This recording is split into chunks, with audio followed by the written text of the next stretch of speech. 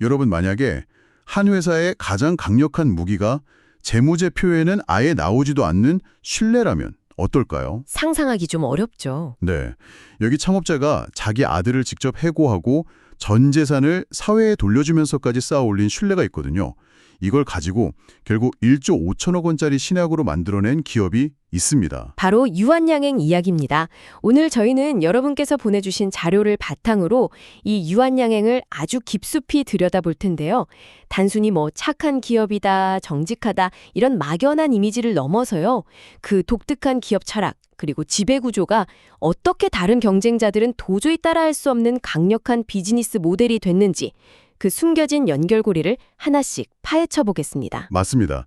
보내주신 자료를 보면서 저도 정말 흥미로웠던 게 매출은 1등인데 이익은 왜 이렇게 적지? 또 주인 없는 회사라는 게 과연 장점일까? 이런 질문들이 있었는데 이게 다 연결이 되더라고요. 자, 그럼 그 첫 번째 퍼즐 조각부터 한번 맞춰볼까요? 이 회사의 정체성이죠. 주인이 없다는 것부터 시작해 보겠습니다. 자료를 처음 봤을 때 가장 먼저 눈에 들어온 문구가 바로 이거였어요. 주인이 없는 회사. 이게 한국 대기업에선 거의 전례가 없는 일이잖아요. 그렇죠. 정말 드문 경우죠. 창업자 유일한 박사의 후손들이 지금 회사 지분이 단 한 주도 없고 경영에도 전혀 관여하지 않는다고요? 네, 맞습니다. 바로 그 지점이 유한양행의 모든 것을 설명하는 시작점이라고 할 수 있습니다. 자료에 따르면 1969년의 일인데요.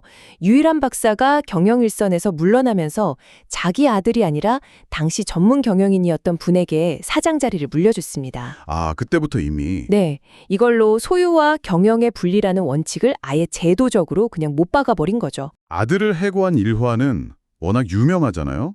그게 그냥 보여주기식 행동이 아니었던 거네요, 정말로. 아, 훨씬 그 이상입니다. 당시 회사 규정을 어겼다는 이유로 하나뿐인 아들을 정말 가차없이 해고했는데 이게 회사 전체에 엄청난 메시지를 던진 거예요. 어떤 메시지요? 이 회사는 누구의 개인 소유물이 아니다. 오직 원칙과 시스템으로 움직인다는 걸 모든 구성원에게 각인시킨 사건이었죠. 그리고 이게 단순한 미담으로 끝나지 않고 아주 중요한 전략적 의미를 갖게 됩니다. 전략적 의미라면 보통 오너가 강력한 리더십으로 회사를 이끌어가는 걸 장점으로 꼽기도 하잖아요. 근데 여기서는 그게 없는 게 오히려 강점이라는 말씀이신가요? 정확합니다. 바로 오너 리스크가 원천적으로 사라진다는 뜻이죠. 사실 대기업에서 벌어지는 많은 문제들이 경영권 승계 과정에서 무리수를 두거나 오너 일가의 단기 이익을 위해서 장기적인 가치를 훼손하는 결정에서 비롯되곤 하거든요. 아, 맞아요. 그런 뉴스 많이 보죠. 유한양행은 그럴 필요가 아예 없는 겁니다. 단기 실적의 목매기보다는 신약 개발처럼 10년, 20년이 걸리는 R&D에 꾸준히 투자할 수 있는 제도적, 문화적 토대가 바로 여기서 마련된 거죠. 아하, 그러니까 당장 눈앞의 이익보다는 훨씬 먼 미래를 보고 달릴 수 있는 체력이 그 주인 없는 구조에서 나온다, 이 말씀이시군요. 와, 정말 흥미로운데요. 근데 바로 이 지점에서 또 다른 궁금증이 생겨요. 자료를 보면 유한양행이 2023년 기준으로 매출이 1조 8천억 원이 넘는 국내 제약업계 1인데 영업이익률은 고작 2.7%예요. 네, 아주 낮은 수치죠. 제가 알기로는 업계 평균이 10%는 훌쩍 넘는데 이건 좀 이상하지 않나요? 솔직히 처음엔 장사는 잘하는데 속빈 강정인가 싶었거든요.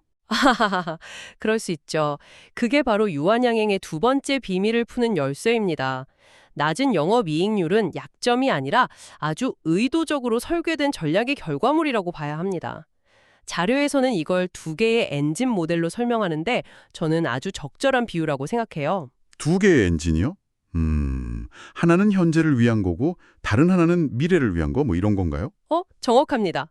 첫 번째 엔진은 보급 부대에 비유할 수 있어요. 글로벌 제약사에 이미 검증된 블록버스터 약들을 국내에 들여와서 파는 상품 매출이 대부분을 차지하고요. 우리가 잘 아는 유한락스나 치약 같은 생활건강 사업도 여기에 포함됩니다. 아, 그러니까 다른 회사에 좋은 제품을 대신 팔아주는 사업이군요? 그럼 마진이 별로 안 남겠네요. 그렇죠. 마진은 박하지만 이게 어마어마하고 또 안정적인 현금 흐름을 만들어주는 캐시카우 역할을 합니다.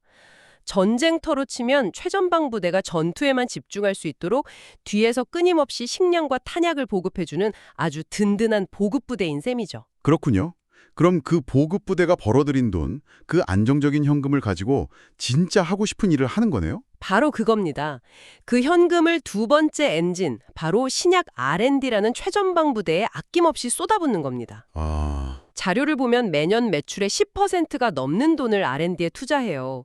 2023년에는 무려 1,985억 원을 썼더라고요. 1985억 원이요? 네, 영업이익이 500억 원 정도인데 R&D에 2천억 가까이 쓴다는 건 사실상 현재 버는 돈을 전부 미래에 재투자하고 있다는 뜻입니다.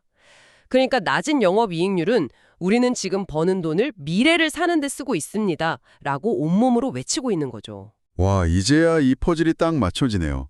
낮은 이익률은 비효율이 아니라 미래를 위한 투자의 증거다. 그럼 그 막대한 투자가 만들어낸 결과물, 바로 폐암 신약 레글라자 이야기로 넘어가 봐야겠어요. 사실 많은 기업들이 R&D에 돈을 쏟아붓지만 결과물을 못 내는 경우도 허다하잖아요. 유한양행은 어떻게 성공한 걸까요? 자료에서는 그 비결로 오픈 이노베이션을 꼽고 있더라고요. 여기서 아까 이야기했던 그 100년짜리 자산, 신뢰가 다시 등장합니다.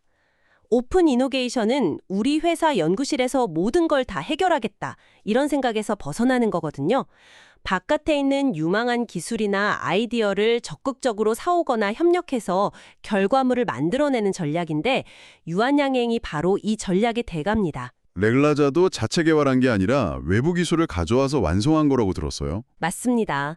오스코텍이라는 국내 바이오 벤처가 개발하던 신약 후보 물질의 가능성을 알아보고 그걸 도입해서 임상시험부터 최종 개발까지 성공시킨 사례입니다. 근데 그게 말처럼 쉽진 않을 것 같은데요. 쉽지 않죠. 여기서 또 질문이 생기는데 당시 오스코텍의 기술을 눈여겨본 대형 제약사가 유한양행만 있었을까요? 아닐 것 같거든요. 더 좋은 조건을 제시한 회사도 있었을 텐데 왜 수많은 유망 벤처들이 유한양행과 손을 잡으려고 하는 걸까요? 바로 그게 신뢰라는 이름의 해자, 모트 때문입니다. 해자요? 네, 그 옛날 성주위에 파놓은 깊은 연못처럼요. 경쟁자들이 감히 넘어오지 못하게 만드는 강력한 방어벽 같은 거죠. 자료에서도 명확히 지적하는데요. 바이오 벤처 업계에는 이런 믿음이 있대요. 유한양행은 우리 기술을 중간에 가로채거나 헐값에 뺏지 않는다. 정당한 대가를 주고 끝까지 함께 성공하는 파트너다. 라는 아주 강력한 믿음이요. 아, 그 신뢰라는 게 물론 중요하지만 벤처 입장에서는 결국 돈을 가장 많이 주는 파트너를 선택하는 게 합리적이지 않을까요? 유한양행이 항상 최고의 계약 조건을 제시할 수 있는 건 아닐 텐데요. 아주 좋은 지적입니다. 하지만 신약 개발은 단거리 경주가 아니라 마라톤이거든요. 당장 계약금 몇십억 원보다 10년 이상을 함께 뛰면서 수많은 난관을 헤쳐나가야 할 파트너의 진정성이 훨씬 중요할 수 있습니다. 다른 회사가 수천억을 들여서 최신 연구소를 지을 수는 있어도 유일한 박사가 아들을 해고하고 전 재산을 사회에 환원하면서부터 100년간 쌓아올린 이 신뢰라는 자산은 이건 돈으로 절대 살 수 없는 거죠. 아, 이게 최고의 기술들을 끌어들이는 자석, 즉 R&D 플랫폼이 된 겁니다. 결국 보이지 않는 자산인 신뢰가 최고의 아이디어를 끌어모으고 그걸 오픈 이노베이션이라는 시스템을 통해 레클라자라는 결과물로 만들어낸 거군요. 2018년에 다국적 제약사 얀센의 1조 5천억 원 규모로 기술 수출에 성공한 건 이 모델이 완벽하게 작동했다는 걸 세상에 증명한 상징적인 사건이었고요. 완벽한 정리입니다. 그게 바로 유한양행의 핵심 경쟁력의 모든 것이라고 할 수 있습니다. 좋습니다. 그럼 이제 유한양행의 미래를 한번 들여다보죠.